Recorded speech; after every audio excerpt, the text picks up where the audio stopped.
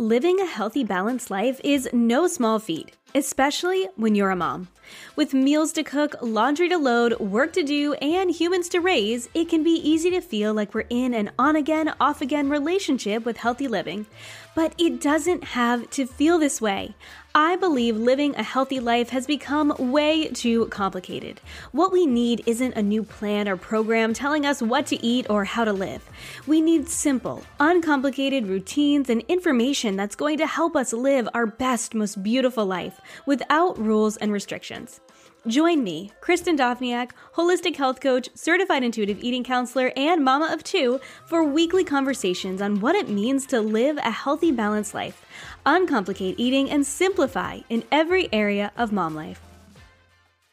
Hey friends, welcome back to the Healthy Balanced Mama podcast.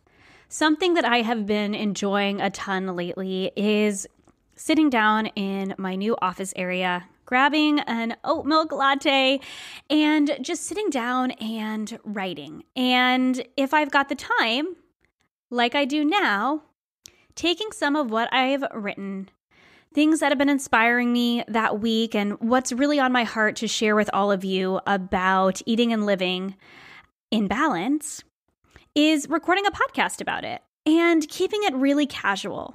Like a conversation between you and me, as if you were one of the members in the Supermama Society or a girlfriend, and we can just sit down, sip a latte together, and talk about what it means to be a balanced eater.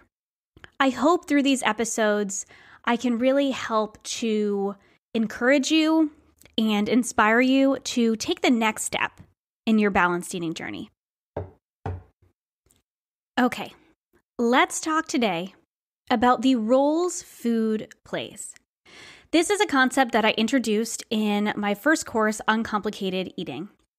In order to make peace with all foods and really embrace balanced eating, it's really important to recognize the different roles that food plays in our lives. There are three main roles that food plays in our lives, and all of them are equally as important, but they might not necessarily play equal roles at each and every meal, as you'll see as I give some examples. So today, I wanted to just share a little bit more with you, for those of you who are new to the concept or who need a little bit of a refresher, and talk about why it's so important to allow food to play all three roles in our lives as balanced eaters.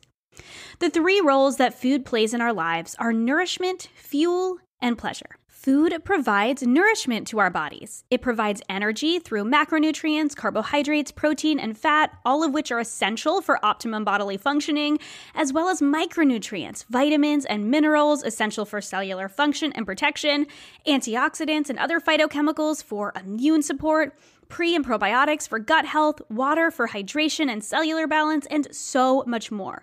We would not survive without food, and we wouldn't thrive without nourishing food.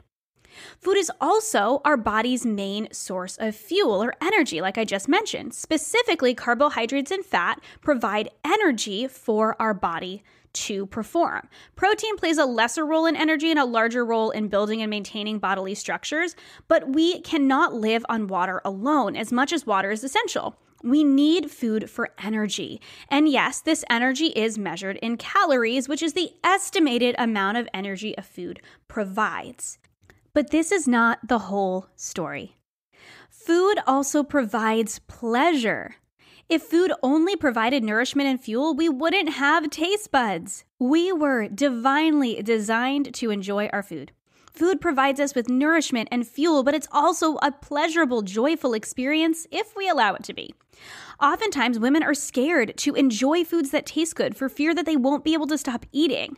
But if we are truly enjoying our food, if food is satisfying, if we're eating it guilt-free, we'll quickly find that food tastes better because we appreciate it more. We can enjoy the experience of eating because we don't feel bad about it, and therefore, the experience, even though it's a short-lived experience, is a more robust experience, and we don't feel the need to continually shove our faces whenever we allow ourselves pseudo-permission to eat food that is pleasurable because we're so afraid that we won't be able to experience that pleasure from food again.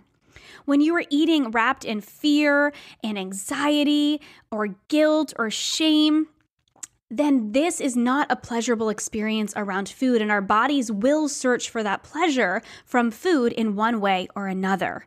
Eating in freedom is supposed to be joyful. It's supposed to be pleasurable. So what tends to go wrong is when we allow food to only serve one of those roles. For instance, if we are focused only on calories or macronutrients, and we are only focusing on the fuel role that food plays, oftentimes we are missing out on the nourishment and the pleasure roles that food plays. We know that food provides nourishment to our bodies, but when we're only focusing on those big numbers like the macronutrients, the carbs, the fat, and the protein, and we're not looking to make sure that we're including some foods that are nutrient dense, it's really easy to eat in a way that I used to when I was focusing only on fuel and tracking my macros and eating things like fat-free strawberry cream cheese and plain rice cakes, which have little to no nutrient density in them, but I was just trying to hit my macros. Hey mama, it's Chris, and we need to talk because something I've been seeing coming up over and over again is this idea that balanced eating is impossible, or it's only for a certain type of person. Balance without following a plan just doesn't work for me. I need structure. But what we know from research and what I know from working with women for the past 6 years as a holistic health and nutrition coach is that structure is only one part of the equation, and plans don't last. What I see most women struggle with isn't following the plan, it's what to do after. And so they jump from plan to plan, trying to find the one that sticks, when really, if they stopped jumping and actually started establishing habits, creating the right routines and ditching the on-again, off-again cycle, they would actually find balance without stress. And this is why I created my brand new mini course, Balanced Eating Essentials. I talk a lot on this podcast about ditching diets and tuning into our intuition, but I started continually seeing women struggle with the after. How do I bring in healthy routines and habits without just falling into a pattern of dieting again? How do I eat in a way that is nourishing but delicious, flexible, energizing, and, dare I say, balanced? Balanced Eating Essentials is a mini course designed to teach you just that. It's centered around the 7 essential habits that you need to become a balanced eater, broken up into doable, actionable steps in a mobile-friendly format with bonuses like over 100 balanced meal ideas, plus recipes, guides to eat balanced on the go and with a family, how to snack in a way that's balanced, and how to apply the 7 habits to your everyday life. This is designed to be a course you come back to anytime you need a refresher on how simple and actionable balance can be. Head to healthymamachris.com/BEE to join and get $20 off for a limited time. Okay, on to the show.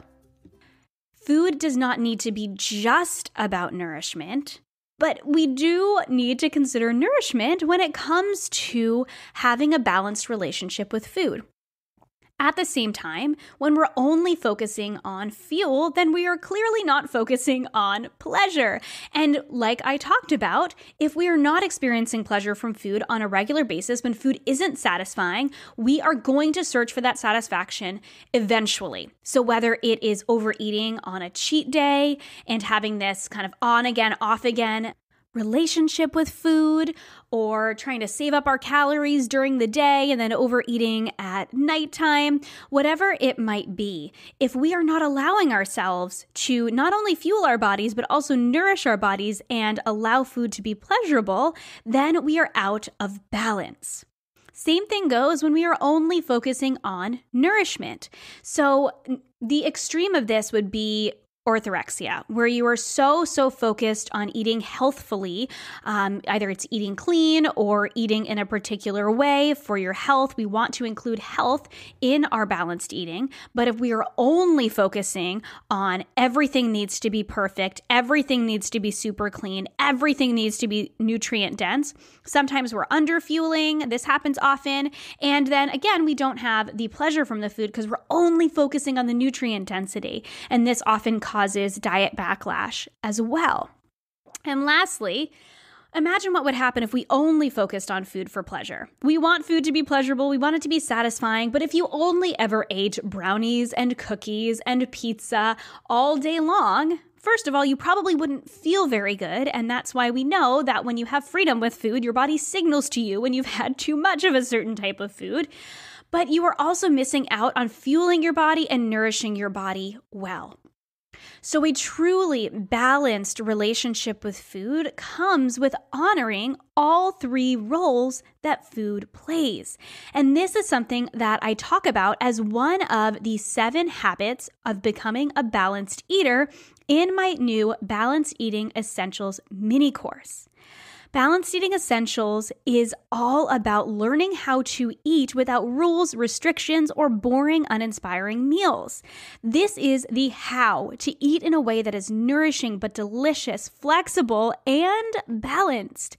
It's a mini course, it's affordable, but it's information packed, and it's all about the 7 habits that you need to become a balanced eater, including things like learning your internal cues, figuring out what meals are satisfying, learning the routines that you need to put in place in order to make balanced eating easy, create a balanced plate that isn't restrictive, and so much more. It is short and sweet, actionable, and life-changing if you want to know exactly how to eat without restriction and learn how to eat in a way that honors all 3 roles that food plays. If you want to learn how to embrace some balance and eat and live in a way that makes you feel healthy and energized and have all of the freedom in the world to enjoy the foods you love, then I want you to join me. I could not be more excited to share this information with the world because I think that it is so important that we reframe our mindset around balance and we allow ourselves to be intuitive eaters that have a balanced mindset around food. So all of this being said, a really, really simple practice that you can put in place when you are deciding if food is serving all 3 roles is simply to ask yourself the question at your next couple of meals. What roles is this meal playing for me? Is this providing fuel? Is this providing nourishment? Is this providing pleasure? Not every meal is going to be a meal that provides nourishment, fuel, and pleasure. Some meals are just fuel. Some meals are just, I need to grab this thing and eat it and get out the door because I'm hungry and I know it's better to honor my body than to not. Some meals are primarily for nourishment, or some parts of meals, right? Where you're like, I don't really want a super veggie heavy meal, but I haven't eaten veggies in a while, so I'm going to choose the veggie that I like and put it on my plate and eat as much as feels good. Okay, sometimes we make choices for nourishment, and there is nothing wrong with that. That's part of being a balanced eater.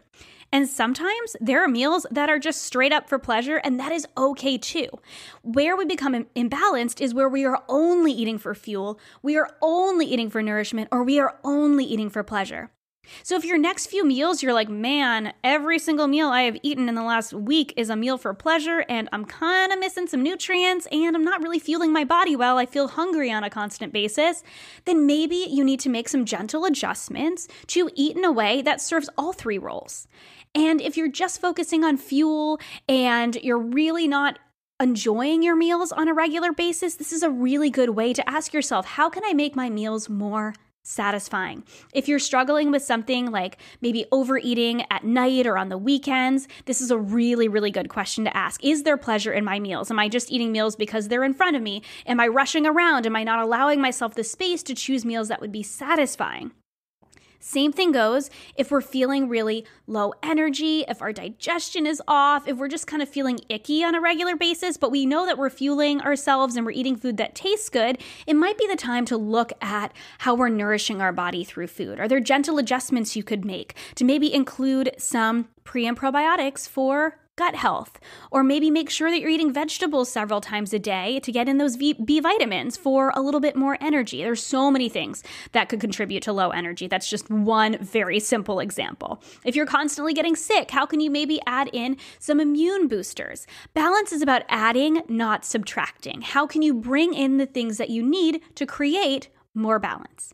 I talk about all of this in Balanced Eating Essentials. I am so excited that it is out in the world, and so many of you have already jumped in order to start to learn the essentials for becoming a truly balanced eater. I hope you guys have a beautiful week. Thank you so much for sharing this little pocket of time with me today, and I will talk to you again next week. Thank you so much for listening to this episode of the Healthy Balance Mama podcast. If you loved it, would you take a screenshot and share it with a friend over on Instagram and tag me in it?